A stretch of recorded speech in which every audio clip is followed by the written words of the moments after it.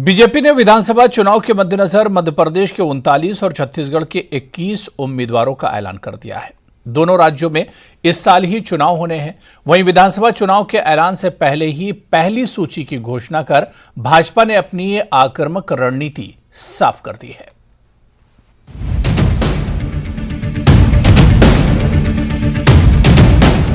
विधानसभा चुनाव से पहले टिकट बंटवारे में बीजेपी ने बाजी मार ली है। पार्टी ने मध्य प्रदेश और छत्तीसगढ़ विधानसभा चुनाव से काफी पहले उम्मीदवारों की पहली लिस्ट जारी कर दी है। दोनों राज्यों में इसी साल विधानसभा चुनाव हैं, जिसे लेकर बीजेपी जोर शोर से तैयारियों में जुटी है। गुरुवार को पार्टी की तरफ से पहली लिस्ट जारी करते हुए मध्य प्रदेश में 39 और छत्तीसगढ़ में 21 उम्मीदवारों के नामों का ऐलान किया गया। दरअसल बुधवार को दोनों राज्यों में होने वाले विधानसभा चुनाव के मद्देनजर बीजेपी की केंद्रीय चुनाव समिति की बैठक हुई थी।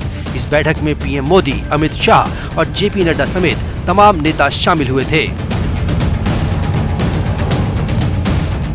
बीजेपी ने अभी जिन सीटों पर उम्मीदवारों की घोषणा की है, उनमें ऐसी सीटें हैं जहां बीजेपी जीत के लिए संघर्ष कर रही है।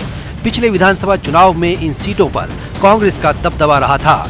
इन सीटों पर उम्मीदवारों के नामों का ऐलान पहले करने से पार्टी को तैयारी करने का ज्यादा वक्त मिलेगा। सूत्रों की माने तो राज्यों की सीटों को 4 कैटेगरी में बांटा गया है। टिकट बंटवारे को आसान बनाने के लिए विधानसभा सीटों को 4 हिस्सों में बांट दिया गया है। ए कैटेगरी में उन सीटों को रखा गया है जिस पर भारतीय जनता पार्टी के उम्मीदवार अक्सर जीत हासिल करते हैं। पिछले चुनाव में हार जीत के आधार पर बी कैटेगरी की सीटों को भी चिन्हित किया गया है। सी कैटेगरी में उन विधानसभा क्षेत्रों को रखा गया है जिसमें पार्टी के उम्मीदवार 2 बार हार चुके हैं। वहीं डी कैटेगरी में उन सीटों को रखा गया है जहां बीजेपी कभी नहीं जीती या जिन सीटों पर पार्टी की स्थिति काफी खराब रही है।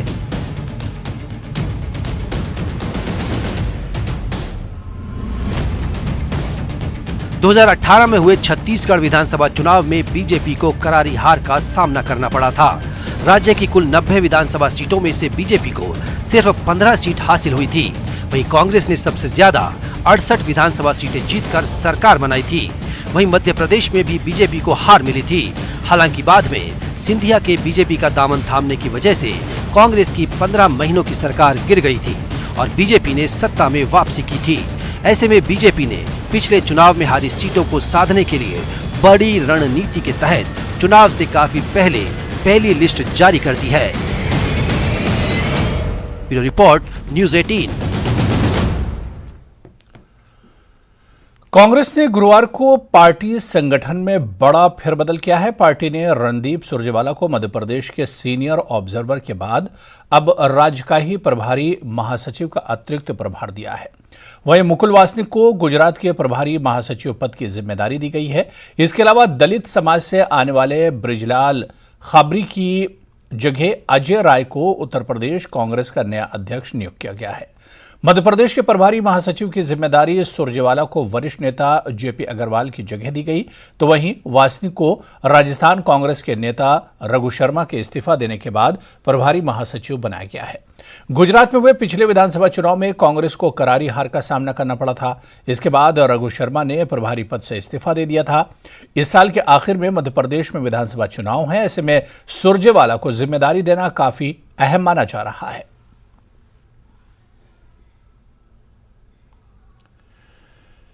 एनसीपी प्रमुख और विपक्ष के अनुभवी नेता शरद पवार ने आज केंद्र सरकार और महाराष्ट्र में बीजेपी और एकनाथ शिंदे की गठबंधन सरकार की आलोचना करते हुए कहा कि प्रधानमंत्री नरेंद्र मोदी मणिपुर नहीं गए और उन्होंने इसके बारे में बहुत कम समय चर्चा की। शरद पवार ने कहा कि प्रधानमंत्री ने मणिपुर की महिलाओं के दर्द को नहीं समझा।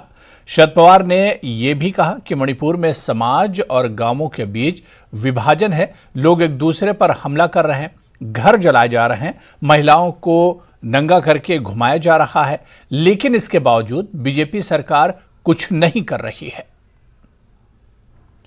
कांग्रेस अध्यक्ष मल्लिकार्जुन खड़गे ने प्रधानमंत्री नरेंद्र मोदी पर जोरदार हमला बोला है। दिल्ली में महिला कांग्रेस के राष्ट्रीय सम्मेलन में बोलते हुए खड़गे ने कहा कि मोदी जी बोलते हैं कि कांग्रेस ने 70 साल में क्या किया। हमने लोकतंत्र और संविधान को बचा कर रखा, इसलिए आप प्रधानमंत्री बन पाए। बार बार जब मोदी बोलते हैं कांग्रेस ने क्या किया, वो क्या है मुझे मालूम नहीं, बार बार वही करते। 70 साल में क्या गए, अब जरा भूल गए। अरे 70 साल में बार बार हमको बोलते हैं। उसमें तो मोरारजी देसाई भी, अटल बिहारी वाजपेयी भी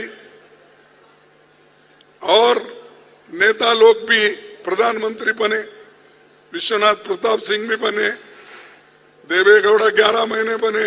ये सब छोड़ के वो बार बार कहते हैं कि कांग्रेस ने क्या किया। आप प्रधानमंत्री जो बने, हम डेमोक्रेसी को जिंदा रखने की जो हमने काम की, उसके वजह से आप प्रधानमंत्री बने, शाह होम मिनिस्टर बने, नहीं तो कहां वहीं गुजरात में रहना पड़ता था। बिहार की सियासत में पाकिस्तान की एंट्री हो गई है। बीजेपी नेता संजय जायसवाल ने बिहार के हिंदुओं की स्थिति पाकिस्तान से भी बदतर बताई, जिस पर मुख्यमंत्री नीतीश कुमार ने आंकड़ों के जरिए पलटवार किया है। आखिर क्यों लॉ एंड ऑर्डर पर सियासत गर्म है, रिपोर्ट के जरिए समझिए। बताती है कि बिहार में हिंदुओं की दशा अब पाकिस्तान से भी बुरी हो गई है। कहाँ आपराधिक घटना घट रही है, कौन कर रहा है? आप जरा देखिए तो, बिहार में हिंदू क्या बात है, यहाँ कोई आपराधिक घटना कितना कम है। बिहार बीजेपी के पूर्व अध्यक्ष संजय जायसवाल के बयान पर बिहार की सियासत गर्मा गई है। संजय जायसवाल कहते हैं और बिहार सरकार तुष्टीकरण की सियासत कर रही है। आपको मुख्यमंत्री का पलटवार भी सुनाएंगे, लेकिन पहले सुनिए संजय जायसवाल के आरोप। मुझे लगता है हमारे यहाँ वो महावीरी अखाड़ा कहलाता है और नागपंचमी का रोज झंडा बदला जाता है, और झंडा लेके उस इलाके में अगर कोई अपने दुकान से घर जा रहा है तो उसको अरेस्टिंग किया जा रहा है। इस तरह से की मानसिकता बताती है कि बिहार में हिंदुओं की दशा अब पाकिस्तान से भी बुरी हो गई है। पाकिस्तान में एक उदाहरण नहीं मिलेगा कि कोई दलित समाज के व्यक्ति की लाश फूंकी जा रही हो और उसका लाश को चिता पर से फेंक दिया जाए। यह उदाहरण बिहार में ही मिलता। पाकिस्तान जिंदाबाद के नारे का विरोध करने वाले बच्चों को आप पकड़ने की साजिश रच रहे हैं, इसका क्या मतलब है? तुष्टीकरण की राजनीति का आरोप बीजेपी नेता संजय जायसवाल लगा रहे हैं, पर दिल्ली दौरे से पटना लौटे मुख्यमंत्री नीतीश कुमार ने मीडिया के इस सवाल पर आंकड़ों की बातें कहकर संजय जायसवाल पर पलटवार कर दिया। कहाँ आपराधिक घटना घट रही है, कौन कर रहा है? बिहार आप जरा देखिए तो, बिहार में हिंदू क्या बात है, यहाँ कोई आपराधिक घटना कितना कम है, कितना कम है। जरा फिगर तो देखिए, सारा फिगर जो प्रकाशित होता है तब देखिए, बहुत कम है। आखिर संजय जायसवाल क्यों कह रहे हैं कि बिहार में रह रहे हिंदुओं की स्थिति पाकिस्तान से भी बदतर हो गई है? तो इसकी वजह 2 वीडियो है जो स्वतंत्रता दिवस के दिन वायरल हुई थी। 15 अगस्त को पश्चिम चंपारण से देश विरोधी खबर आई थी। असामाजिक तत्वों ने इस्लामी झंडा फहराया था। हालांकि फौरन कार्रवाई करते हुए पुलिस ने एक शख्स को हिरासत में ले लिया था। एक स्कूल में भी आपत्तिजनक नारे लगाए गए थे। जाहिर तौर पर बिहार के बिगड़ते लॉ एंड ऑर्डर को लेकर जिस तरह से बीजेपी के नेता हमलावर हैं और बिहार सरकार के मुखिया नीतीश कुमार आंकड़े के जरिए जवाब दे रहे हैं, तो वहीं पुलिस प्रशासन देश विरोधी गतिविधियों में शामिल शख्स पर कार्रवाई भी कर रहा है। तो ऐसे में चुनावी मौसम में आरोप प्रत्यारोपों ने सियासत को बेहद गर्मा दिया है। न्यूज 18 के लिए पटना से आनंद अमृतराज और रवि एस नारायण के साथ ब्यूरो रिपोर्ट। दिल्ली विधानसभा में विशेष सत्र के दूसरे दिन चर्चा के दौरान अरविंद केजरीवाल ने कहा कि बीजेपी विधायक कह रहे हैं कि मणिपुर उनके लिए मायने नहीं रखता है और विधानसभा छोड़कर चले गए। पीएम नरेंद्र मोदी का संदेश है कि मणिपुर से उनका कोई लेना देना नहीं है।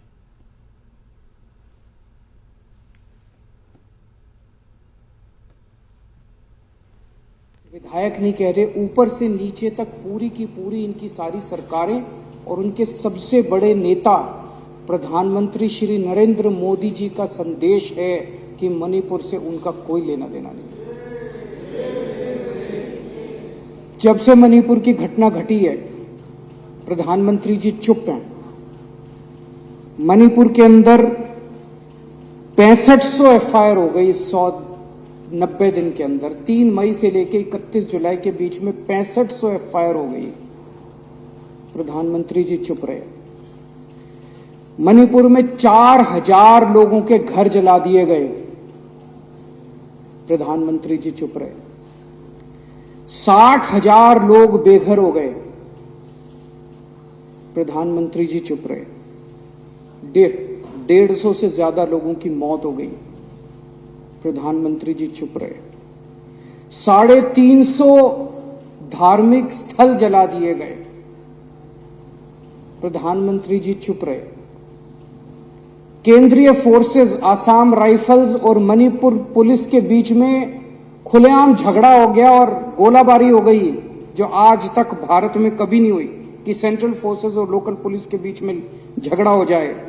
पूरी दुनिया के अंदर भारत की थू-थू हो रही है। यूरोपियन पार्लियामेंट के अंदर इस पे चर्चा हुई, अमेरिका के अंदर इस पे चर्चा हुई, वहां के नेताओं ने इसकी थू-थू की, लेकिन भारत के प्रधानमंत्री चुप रहे, कुछ नहीं बोले।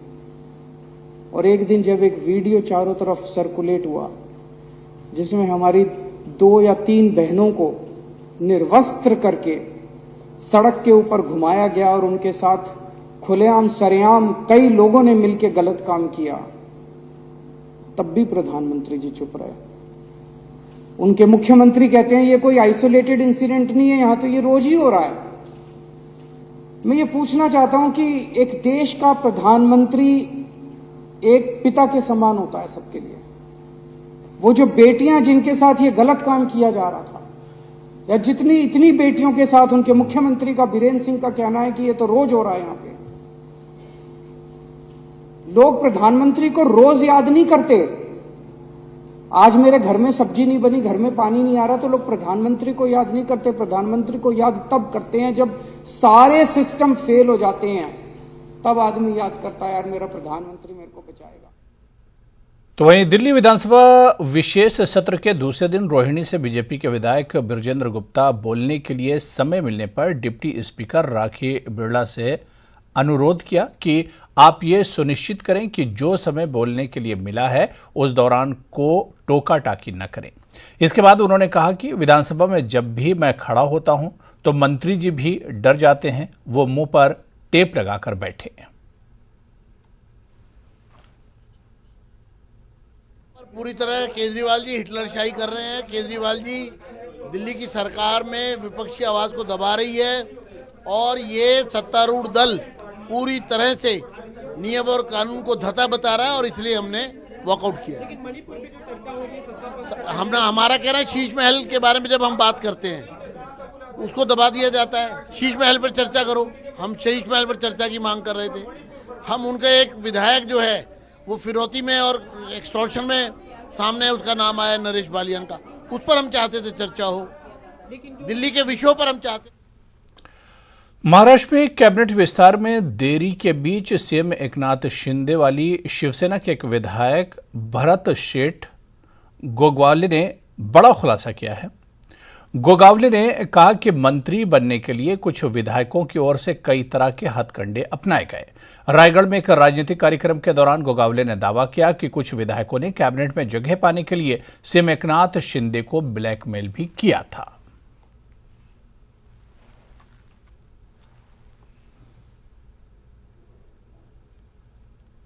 खबरें और भी, लेकिन यहां पर रुकेंगे फिलहाल छोटे से ब्रेक के लिए।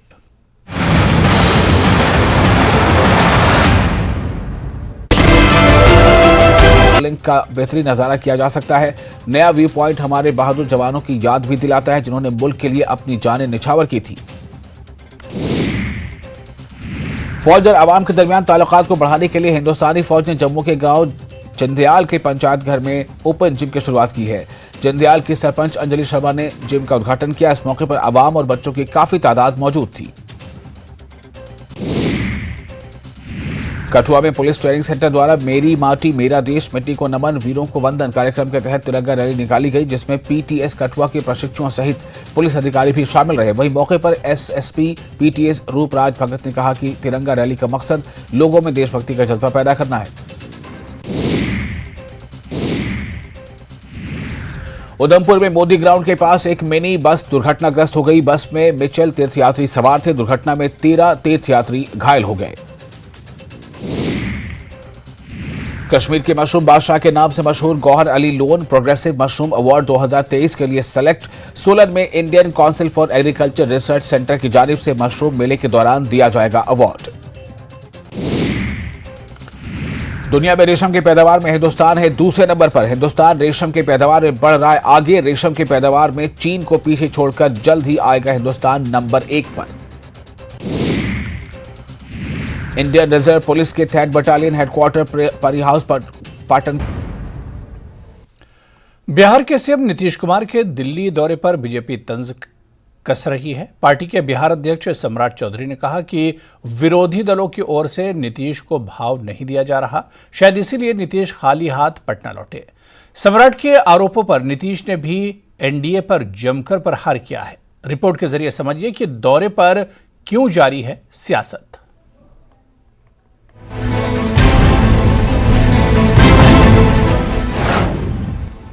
हमारा वहां किसी से बातचीत करने का नहीं था, तो ऐसे ही हम न्यूज देख रहे थे कि ऐसा हो रहा, ये सब तो कोई बातें नहीं थी। नीतीश जी अपने पॉलिटिक्स के लिए दिल्ली गए होंगे, किसी भी गठबंधन के लोगों ने इनको भाव ही नहीं दिया।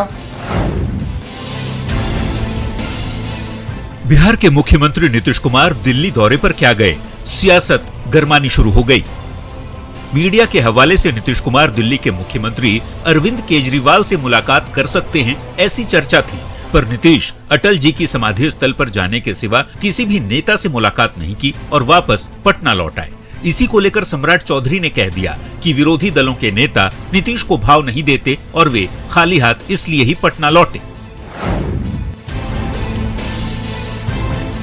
नीतीश जी अपने पॉलिटिक्स के लिए दिल्ली गए होंगे, किसी भी गठबंधन के लोगों ने इनको भाव ही नहीं दिया और ये टाइम मांगते रह गए, इनको मिला ही नहीं। अब नीतीश कुमार जी की राजनीतिक हैसियत क्या रह गई है देश में, ये देश के गठबंधन के लोग जानते हैं। सम्राट चौधरी के आरोपों को खारिज करते हुए मुख्यमंत्री नीतीश कुमार ने कहा कि उनके दिल्ली दौरे में किसी नेता से मुलाकात का कोई प्लान तय था ही नहीं, ये सब बेफजूल की बातें हैं। सम्राट चौधरी ने कहा खाली हाथ लौट आए हैं उदास होकर। पता नहीं काहे के लिए बोल रहा है बेमतलब का, हम क्या के लिए कोई पता ही उसको। हमारी बातचीत नहीं होते रहती है उन लोगों से, ऐसी बात करते हैं, उधर कोई मतलब ही नहीं था। हम तो गए थे लिमिटेड काम से ना, हमको तो लौट ही आना था ना जी, तो हमको कोई नहीं ना था कि उनसे हम किससे बात करने जा रहे हैं। हमारी बातचीत तो होती रहती है, हो ही रहती, कोई ऐसा कुछ था नहीं। नीतीश यहीं नहीं रुके, केंद्र की सत्तारूढ़ दलों के बहाने बीजेपी पर आरोप लगाया कि ये वही लोग हैं जो कभी एनडीए भी ठीक से नहीं चला पाए थे। अब जब 26 दलों का गठबंधन मैदान में उतरा है तो छटपटा रहे। ये अब कोई मतलब है, एनडीए कभी चलाए, जब इंडिया बन गया तब न चला रहे हैं। कम से कम करने तो लगे, इसके पहले कोई मीटिंग करते थे। लोगों का कोई दृष्टिकोण नहीं है, लेकिन अपने ढंग से अब जब बन गया, एक कई विरोधी दलों का गठबंधन होने लगा, एक साथ मीटिंग 2 मीटिंग हो गई और सर नामकरण उस दिन हुआ, तब उसी से परेशान है। सम्राट चौधरी चाहे जो कह लें, विरोधी दलों की 26 पार्टियां इस बार एनडीए से मुकाबले को तैयार दिख रही है। आने वाले वक्त में कौन किस पर भारी पड़ेगा ये तो समय ही बताएगा, पर सियासत में मुलाकातों के बहाने जुबानी जंग जारी ही रहती है। न्यूज़ 18 के लिए पटना से शैलेंद्र और आनंद अमृतराज की रिपोर्ट। दिल्ली के तीन मूर्ति भवन परिसर में स्थित Nehru memorial museum and library का नाम बदलने के बाद से ही राजनीति चरम पर है। बीजेपी ने इसे लेकर कांग्रेस पर निशाना साधा है। केंद्रीय मंत्री प्रहलाद जोशी का कहना है कि कांग्रेस इसे बेवजह एक मुद्दा बना रही है। साथ ही कहा कि हम अपने पूर्व प्रधानमंत्रियों को पार्टी से ऊपर उठकर सम्मान दे रहे हैं। कांग्रेस पार्टी बेवजह इसे मुद्दा बना रही है। मुझे नहीं पता कि इसमें दिक्कत क्यों है। हमारे देश के सभी प्रधानमंत्रियों की तरफ से किए गए योगदान के बारे में युवाओं को एक वीडियो क्लिप के माध्यम से सिखाया जा रहा है, जिसे संग्रहालय में चलाया जाता है। ऑलरेडी इसके बारे में जो वस्तु उधर जो म्यूजियम बना रहे हैं, म्यूजियम सभी उधर हमारे जो पूर्व प्रधानमंत्री है, इर्रिस्पेक्टिव ऑफ द पार्टी, सभी प्रधानमंत्री जी को जो गौरव प्राप्त देना है, जो इज्जत देना है, वो चल रहे हैं। इसमें अननेसरली कांग्रेस पार्टी एक इशू बना रहे है। उधर नेहरू जी का भी है, इंदिरा जी का भी है, चरण सिंह जी का भी है, मुरारजी देसाई जी का भी है, अटल बिहारी वाजपेयी जी का भी है। इसमें प्रॉब्लम क्यों होना चाहिए मुझे समझ में नहीं आ रहा है। देश के जो सब प्रधानमंत्री, जो सभी प्रधानमंत्री जो कुछ भी कंट्रीब्यूशन किया है, उसके कंट्रीब्यूशन बारे में एक म्यूजियम में एक वीडियो क्लिप चलाते हैं, उनके जो प्रमुख निर्णय है उसके बारे में हमारे जो युवा पीढ़ी है उसको बता रहे हैं। उसमें प्रॉब्लम क्या क्यों होना चाहिए ये समझ में मुझे नहीं आ रहा है। ज्ञानवापी मामले में न्यायिक प्रक्रिया से बाहर समझौते की चर्चाओं के हिंदू पक्षकारों ने ठुकरा दिया है। हिंदू पक्ष के वकील और दूसरे महिला याचिका कार्यकर्ताओं ने बयान दिया है, जिसमें हिंदू पक्ष की तरफ से मुख्य वकील विष्णु जैन ने किसी भी तरह के सुलहनामे से इनकार किया है। विष्णु जैन ने कहा कि मस्जिद कमेटी को हिंदू पक्ष ने बातचीत के लिए कोई न्योता नहीं दिया है, ना ही किसी तरह की कोई बातचीत की जा सकती है। भारत का तीसरा मून मिशन चंद्रयान 3 चांद पर लैंड करने की दिशा में चंद्रयान 3 ने एक और कदम बढ़ा दिया है। इसरो ने मिन मिशन को लेकर एक बड़ी खुशखबरी दी है। दरअसल चंद्रयान 3 का लैंडर विक्रम सफलतापूर्वक अंतरिक्ष यान से अलग हो गया है और अब इसके 23 अगस्त को चंद्रमा के दक्षिणी ध्रुव पर उतरने की उम्मीद है। भारत का तीसरा मून मिशन चंद्रयान 3 एक और अहम पड़ाव को पार करके आगे बढ़ गया है। दोपहर 1:15 पर 2 हिस्सों में बटा चंद्रयान 3, यानी चंद्रयान 3 के साथ गया विक्रम लैंडर प्रोपल्शन मॉड्यूल से सफलतापूर्वक अलग हो गया है। इसरो ने ट्वीट कर लिखा, यहां तक की सवारी के लिए धन्यवाद दोस्त। लैंडर मॉड्यूल प्रोपल्शन मॉड्यूल से अलग कर दिया गया है। लैंडर तो जैसे आप सब जानते हैं कि 23 तारीख को धरती पर अपने पांव रखेगा और वहां फिर काम करना शुरू होगा। उसके इर्द नवा भी वो कुछ एक प्रयोग एक्सपेरिमेंट करेगा। लेकिन जो प्रोपल्शन मॉड्यूल जो पीछे रह गया है, ये कई महीनों तक इसी प्रकार ब्रह्मांड में घूमता रहेगा और अन्य चित्र और अन्य जानकारी भी उपलब्ध करवाता रहेगा। चंद्रयान 3 के द्वारा भी जो हमें इनपुट्स उपलब्ध होंगे वो न केवल भारत के लिए बल्कि विश्व भर के वैज्ञानिकों के लिए महत्वपूर्ण रहने वाले। इसके अतिरिक्त पृथ्वी को लेकर के भी कुछ एक प्रयोग वहाँ रहेंगे। जो स्पेक्ट्रोस्कोपी उनकी अलग से है कि पृथ्वी के वातावरण कैसा है, उसकी रचना कैसी, आने वाले समय में उसमें क्या बदलाव आ सकता है, इत्यादि इत्यादि। अब चंद्रयान के विक्रम लैंडर को चांद की सतह पर उतरने की आखिरी 100 किलोमीटर की यात्रा खुद करनी होगी और साथ ही साथ ऊंचाई भी कम करनी होगी। अब 18 और 20 अगस्त को होने वाले डी ऑर्बिटिंग के जरिए विक्रम लैंडर को 30 किलोमीटर वाले पेरिल्यून और 100 किलोमीटर वाले एपोल्यून ऑर्बिट में डाला जाएगा। उसे अपने इंजनों यानी थ्रस्टर्स का इस्तेमाल करके अपनी गति को धीमा करना होगा। एक एक स्टेप अब आगे जो है वो बहुत ही ज़्यादा इम्पोर्टेंस रखेगा। हर दिन जो है इम्पोर्टेंस रखेगा। 23 तारीख का दिन जो है वो निर्धारित किया गया है इसरो ने, जब हम सॉफ्ट लैंडिंग करेंगे चंद्रमा के साउथ पोल पे। तो जैसे आपने कहा कि प्रोपल्शन मॉड्यूल से विक्रम लैंडर जो है वो अलग हो गया है। यहाँ पर हमने मॉडल के माध्यम से इसको समझाने का प्रयास किया है। ये हमारा प्रोपल्शन मॉड्यूल है। प्रोपल्शन मॉड्यूल जो है विक्रम लैंडर को जो है कैरी कर चंद्रमा के आखिरी कक्षा तक लेकर आया है। अब आगे का जो सफ़र है, के जो आखिरी 100 किलोमीटर का कुछ दायरा है, जो वो हमारा विक्रम लैंडर तय करेगा। और अब ये 5 से 6 दिन का जो समय है, इसमें अपनी स्पीड को कम करना, अपने आप को सीधा करना, बिकॉज क्योंकि अभी तक ये ट्रैवल कर रहा था स्पेस पे। तो अब ये जगह की पुष्टि करना कि जो जगह निर्धारित करी है इसरो ने, जो जहाँ पर लैंड करना है, कि वहाँ पर कोई लास्ट मिनट कोई प्रॉब्लम नहीं है। उन सभी बातों को, उन सभी पहलुओं को अच्छे से गौर कर 23 तारीख को 5:47 पर सॉफ्ट लैंडिंग का प्रयास होगा।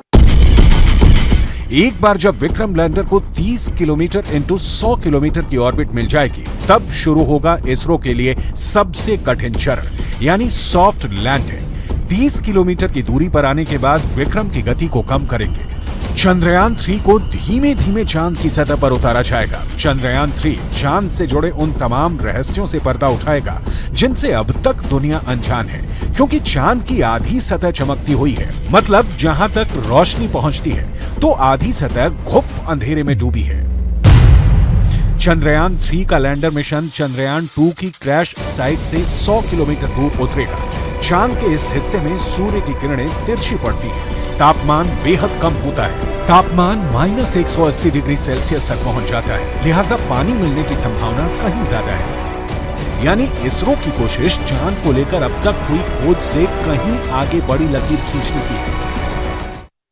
The important thing is, final thing is softly and securely landing on the moon. For that, lander has to separate from the propulsion module.